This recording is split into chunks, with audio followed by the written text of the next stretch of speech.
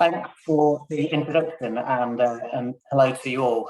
My name is Steve Fernandez and I'm a director at Arup. And I'm very passionate about reusing and transforming existing buildings.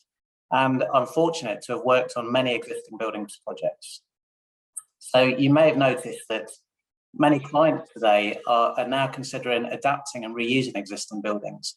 So it's really important that we are armed with the right knowledge to help to guide them. I'm going to use some examples of projects I've worked on to illustrate how we can explore the business case with our clients for the reuse of existing buildings. So the first question, why should we even refurbish existing buildings? A key driver for reusing existing buildings today is the sustainability perspective. The built environment is a major contributor towards climate change, and we as engineers, we have a vital role in tackling this problem. The UN Sustainable Development Goals, or SDGs, are a collection of 17 global goals to achieve a better and more sustainable future. So this was created in 2015, and they've been adopted by 193 nations who aim to achieve these goals by 2030. So why are the goals important? What we're finding is that many clients and organizations, they're now looking at these SDGs to take a strategic approach to align with their priorities and to align their priorities with the SDGs. So it's really important that we are familiar with them. And you may be asking, why are the SDGs relevant to existing buildings? So just to set the scene, goal 13, this is about climate action. So it's important as it really, it's to declare that there is a problem. And this has been declared. You may be familiar with Construction Declares. This is a global petition declaring that very thing, that there's a climate and biodiversity emergency crisis. So this says that we have to act today. And a key aspect is to upgrade existing buildings, as this is a more carbon efficient alternative to demolition and new build. And many clients, organizations and engineers have signed this declaration. So reusing existing buildings is something that we have to drive. Now, going back to the SDGs, reusing existing buildings, it brings so many other benefits. As doing so can contribute to the economic, the social and environmental aspects of sustainable development. So no additional land is required, spare capacity in existing building stock is utilised, material consumption and waste is reduced, and the demand for greenfield development is also reduced. So why adapt and reuse existing buildings? It does actually bring even more benefits, more than just the sustainability reasons. Energy savings and the social advantage of repurposing a building offer huge benefits. And historic buildings, they provide a glimpse of our past, whilst lending character and serving a new practical purpose in modern communities. So in today's economy, does retrofitting an older building really make sense when compared to building new? Quite simply, it depends. There are lots of considerations. Arguably, one of the most important factors in that decision to adapt an existing building is cost. It's, however, important to consider the costs holistically, as there are many cost advantages that are sometimes overlooked. There's little or no demolition required. Land acquisition costs, they're often less. And usually the utilities and services, they're already connected and may only need updating. There are also additional savings due to the structure already being in place. For example, materials and erection costs aren't required. And in addition to the obvious budget comparisons, it's important to evaluate other intrinsic costs or benefits, such as marketability. For example, there's a marketing value to a building where a historic or famous event occurred, and we're finding that clients are actually trying to exploit that. So what is the ideal retrofit? Although there are many examples of successful retrofit, not all structures are ideal for reuse. So whilst there's no checklist of what makes an ideal candidate, the most important factor is to start with the overall project goal. Is the goal simply to reuse the building because it appears to be the cheapest solution? Or is the hope to capture its character and transform it for a new purpose? There's no right answer, but the answer does guide that decision-making process. So it's crucial to assess the solution against the overall project goals. And this should include other benefits such as marketability, for example, celebrating the history of the building or showcasing the carbon savings. As we've touched on before, refurbishment can cut the embodied carbon by 70%, and this can be a strong story for clients. So how can you maximize those potential opportunities? As structural engineers and designers, we have a vital role to play. There's often a misconception that reusing existing buildings is a compromise. But as engineers, we can challenge that perception. And there are countless examples where existing buildings have been transformed into some of the most exciting and dynamic places in the built environment. Transforming existing buildings can also bring social benefits that are perhaps more difficult to measure. Here you can see Coal Drops Yard in London, and this is a fantastic example where largely derelict heritage buildings, they've been transformed quite radically. The vision here was to restore these Victorian warehouses, but also to preserve their historic character and, most importantly, create a dynamic new public space. Here, a considerable amount of work was carried out on the existing buildings, and they've now been restored. A dramatic new roof structure, it peels away from the existing, with a new retail space hung from it to create a floating space over a public plaza. This ambitious refurbishment, it's made Coal Drops Yard the centrepiece of the regeneration of the wider King's Cross area, creating a vibrant area with restaurants, bars, and public space. And it's a great example how refurbishment can significantly increase that marketability. And we have a vital role to play in influencing our clients to reuse and transform their existing buildings. Often, the decision to retain an existing structure requires input from the engineer. It can be easy for us to focus, though, on the risks and problems associated with keeping it, rather than the potential rewards. Here you can see Sea Containers House in London, built in the 70s. These ageing offices, they've been transformed, and all of this has been possible through the structural interventions. The existing floors, they've been re-energized by exposing and expressing the new structure, the existing structure. And new links between the floors have been created, with cutouts also introduced. And a new auditorium has been introduced, and this involved removing existing columns. In addition, a new two-storey glazed rooftop extension has been introduced with panoramic views of the Thames. So carrying out an informed early assessments can reveal those exciting opportunities for our clients.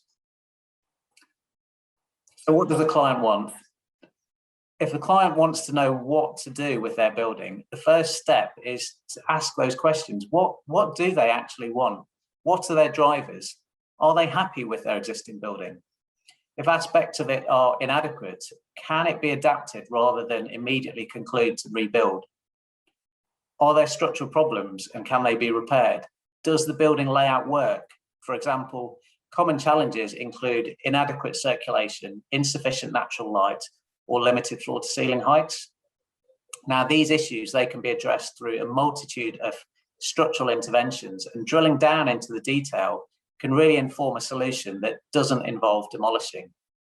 It may not be straightforward, but we need to be able to articulate and explain the potential options and solutions. Sometimes a client's focus can be on their short-term goals or just for that specific project, but it's important to discuss that bigger picture with them. For example, if the client owns several buildings in an area, reusing an existing building could unlock future potential for the surrounding area. Here you can see Broadgate Circle in London, originally designed in the 80s next to Liverpool Street Station. The refurbishment here has reimagined this building and space as a destination now attracting thousands of visitors.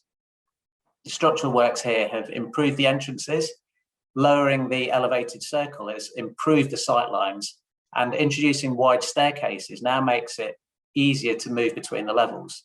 So clever structural surgery has transformed the area into an open, thriving environment and has enhanced that area. And it's important to celebrate historic buildings. Repurposing a building with valued heritage also brings social advantages.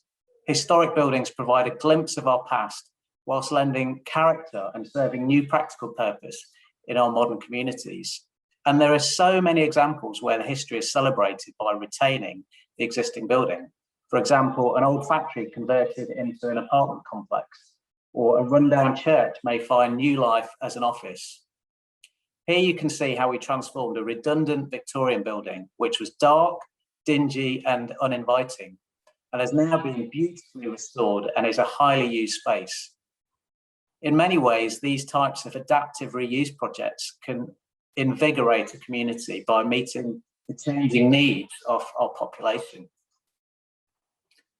So what does the engineer need to do? It's important to have an understanding of what can be achieved with existing buildings and always look around.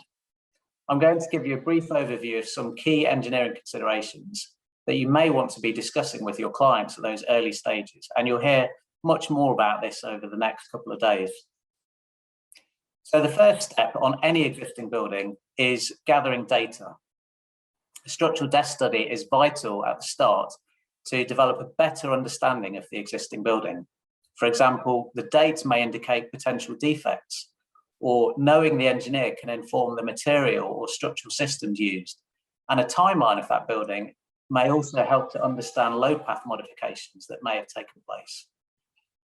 The desk study information includes building records, drawings, and calculations, but equally historical papers, articles, and photos can be just as useful, as you can see here. So on the right-hand side, we didn't have any existing drawings, but we retrieved a construction photo from British Library, which helped us to really understand how the existing structure was working and informed the modification works that we could do to reuse it. So it's really important to start with that structural desk study to develop a better understanding of the existing structure. And this will inform those initial client discussions about how it can be reused. So the building's condition is a very important factor.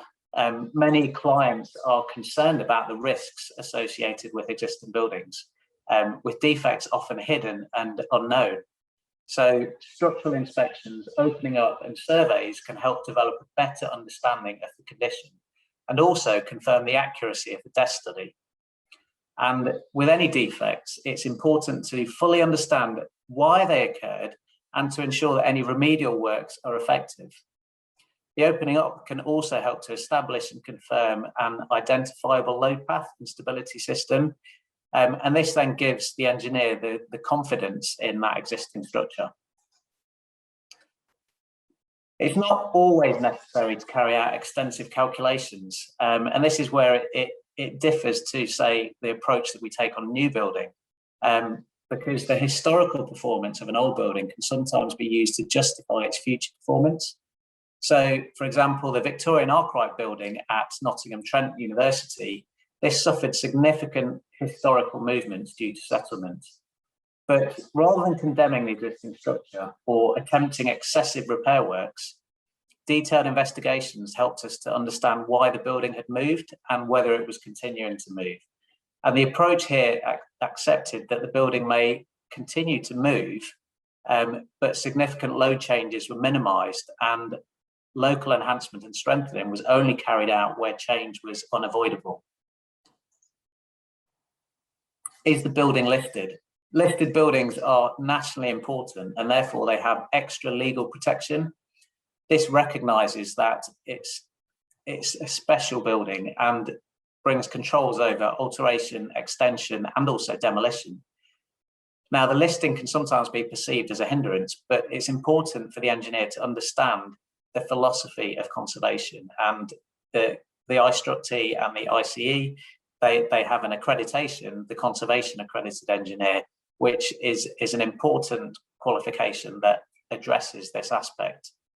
It's important that to adopt principles such as minimum intervention, reversibility, and honesty on these historic structures. So we have a pivotal role to protect and prolong the life of historic structures, and this requires the engineer to develop a wide array of skills and knowledge. Loading is a major consideration. Change of use can give a building a new lease of life, particularly as keeping it occupied helps to guarantee its maintenance, but it can result in load increase, possibly through new services or additional imposed loading. Unlike interventions, the implications of change of use can be quickly determined at an early stage. For example, converting offices to residential, which can be relatively straightforward due to the reduced loading. Now, current codes can suggest that floors need to support a higher load than actually needed, which may initially suggest extensive strengthening works. An approach here could be to justify appropriate loading with the client to meet their needs and avoid those major structural works. And another approach is to compare the existing loading versus the likely new loading. The comparison that you can see on the right, this looked at existing superimposed dead and live loading against the proposed loading, and it avoided those major strengthening works to the existing building. Floor to ceiling heights. This should be reviewed as early as possible, as this can influence the reuse. For example, offices typically require greater heights to accommodate services at either ceiling level or with a raised access floor, or both. At 1 and 2 Stephen Street in London, this 1980s building has been transformed into an efficient and stylish workplace without the existing floor to ceiling heights acting as a constraint. The underground car parking has been converted into flexible offices, and the floor to ceiling heights have been maximised by adopting exposed services with floating rafts. And here, this transformation has increased the lettable area by 10%, which significantly increased the rental value and didn't require any new build. A more radical approach was taken at the George Green Library at the University of Nottingham. The building here was to be reused, but the existing basement was too low and it wouldn't meet modern building regs for headroom, daylight and access. Here though, the columns have been lowered, which transformed the basement. Major temporary works were required to support the existing structure, consisting of steel channels clamped to the existing columns, and using hydraulic jacks. All of the load was then transferred from the building into the temporary frame. But you can see on the bottom left how that space has been transformed drastically. And the internal layout should be reviewed with the client to ensure that it meets their requirements. It can be easy to dismiss the future use of an existing building on the basis that the existing structure is a constraint.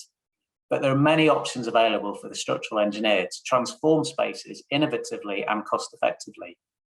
Here you can see a radical transformation at the Museum of Contemporary Art Africa in Cape Town. This was a disused grain silo made up of 42 concrete cylinders. And rather than demolishing the existing building, spaces were carved out of the cellular concrete structure to form 5 floors of galleries and an atrium, allowing natural daylight into the space. And it's also revealed the original intersecting geometries in an unexpected way. So the engineering here has given the historic silo a new lease of life by reimagining that interior space. Although the existing structure can be reused, new services often need to be inserted. However, the building shouldn't be treated as a blank canvas with the new service distribution, but the starting point should be to coordinate and thread through the original fabric. This requires investigation and close coordination with the M&E team, but it can generate significant costs and program savings. Here is an existing 1960s building, which had a previous life as a chemistry department. We found drainage channels in the former lab floors and penetrations through the beams, which we then able to use to distribute all the services, and it resulted in much higher floor to ceiling heights than originally envisaged. And vertical extensions are becoming more common. Here you can see 1 Triton Square in London, 10-storey building designed in the 90s.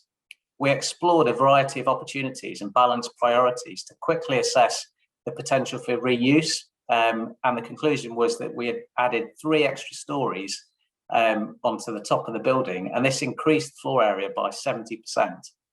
The structural strategy here, it followed two basic rules: to limit the loading where possible and maximise the structural capacity. Here, much of the structure was justified without strengthening, but where required, concrete columns were cased with concrete, and a small number of columns were strengthened using fibre reinforced plastic, or FRP wrapping. And the reuse of existing foundations is another important consideration, particularly in inner city sites. This can be due to congestion in the ground from generations of development, and therefore installing new foundations can be difficult and costly. However, reusing foundations can yield significant cost savings and increase programme certainty due to the reduced risk. The foundations at One Triton Square, they comprise of single straight shafted piles. Due to the vertical extension that I mentioned previously, the new loads were greater than the capacity of the existing, and therefore we installed a retrofitted raft. The existing piles were reused with a small number of new small diameter piles installed from within the basement and a new raft slab constructed. This resulted in significant savings, which retain the existing piles and avoid demolition of the existing building. Phasing is an important consideration to understand how the works can be carried out. For example, can the building remain occupied with phased construction? The George Green Library at the University of Nottingham was a design competition where one of the client's drivers was to keep the existing facility operational whilst providing a state-of-the-art building. The phasing and decant strategy we developed avoided needing temporary accommodation and kept that facility open throughout. Temporary work should also be considered. The Newton Tower at Nottingham Trent University was a building with lots of cellular spaces and dark corridors. The proposal here was to open up the lower levels, remove the solid walls at the base supporting the tower, and stabilise the building. Here you can see some of my sketches which show how the construction was carefully planned so that the stone could be supported and the tower stabilised with a new steel goalpost frame installed to open up the space. And these are the construction photos that illustrate the works on site to install these goalpost frames. And on the right-hand side, you can see how the lower levels have been completely opened up. Many old buildings, they have poor environmental performance, often suffering from summer overheating and significant heat loss in the winter. So the envelope is another key consideration. The existing cladding can be removed entirely, stripping back to the structure and replacing this with a new system. However, the weight of the cladding does need to be considered to either match the original or we need to determine the extent of strengthening required. Here you can see the Arup office in London, which involves stripping the cladding of two existing 1950s buildings with new cladding wrap to create a single office. There was also an opportunity here for us to innovatively incorporate the ventilation distribution within the facade, and this actually helped to maximise the floor to ceiling height here. So in conclusion, imagination is needed at the early feasibility stages to identify the potential within an existing building, as there are so many missed opportunities. Clients may think that they need to demolish and build again, but we have a role to play to challenge them if they really need to demolish it. Is there an opportunity to show how a structurally sound building can be repurposed with intelligent engineering? Transforming and reusing existing buildings can offer many advantages over new build, including being more cost effective for clients, creating characterful places, and to preserve heritage value for communities. So as structural engineers, we should be aware of these benefits and be able to confidently discuss them with our clients, as it may be possible to justify the case for reuse over new build. Thank you, everyone.